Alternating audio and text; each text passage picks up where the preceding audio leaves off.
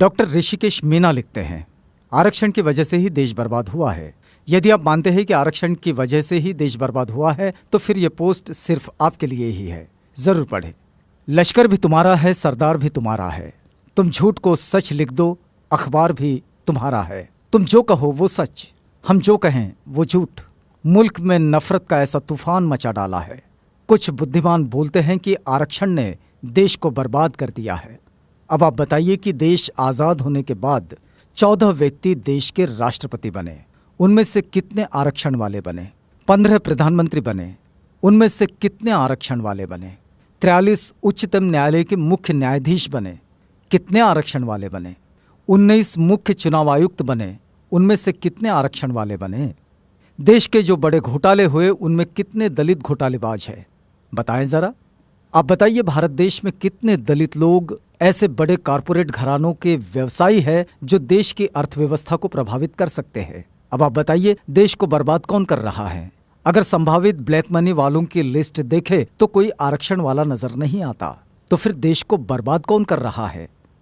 जितने लोग बैंकों का रुपया हजम करके बैठे हैं या भाग गए, उनमें कितने आरक्षण वाले हैं? शायद कोई नहीं। तो फिर देश को बर्बाद कौन कर रहा है? बड़े बड़े ठेकेदार जो सरकारी ठेके लेते हैं, रोड बनाते हैं, सरकारी बिल्डिंग्स बनाते हैं, उनमें कितने आरक्षण वाले हैं?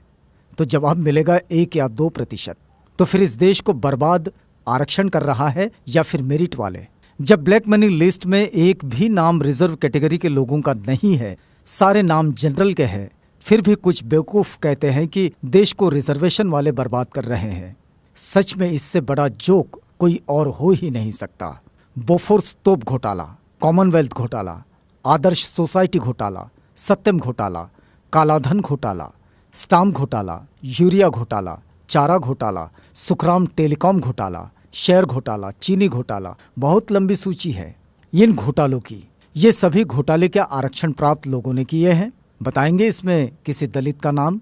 कब तक बेवकूफ बनाते रहोगे?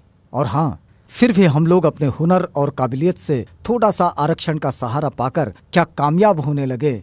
आपके पेट में मरोड़े उठने लगे? जिनको अपनी थोथी मेरिट पे घमंड है और आरक्षण से परेशानी है, वो अपने बच्चों को 5 साल वहां पढ़ाए जहां गरीब बच्चे अभाव में रहकर पढ़ते हैं। फिर देखना सारी मेरिट हवा न हो जाए तो कहना। और यदि कुछ तथाकथित उच्च वर्ग के लोग ये कहते हैं कि वो किसी से भेदभाव नहीं करते, तो उनसे एक ही सवाल है, क्या वो दलित परिवार से रोटी बेटी का रिश्ता करने को तैयार है? जातियां खत्म करने को तैयार है? अगर नहीं तो फिर मान लीजिए अभी आरक्षण खत्म नहीं होना चाहिए। निवेदन एवं आग्रह। समस्त SC/ST समाज, आपको सिर्फ 10 लोगों को ये मैसेज फॉरवर्ड करना है और वो 10 लोग भी दूसरे 10 लोगों को मैसेज फॉरवर्ड करें इस प्रकार: 1 = 10 persons। ये 10 लोग अन्य 10 लोगों को मैसेज करेंगे और इस प्रकार। बस आपको तो एक कड़ी जोड़नी है, देखते ही देखते पूरा देश जुड़ जाएगा।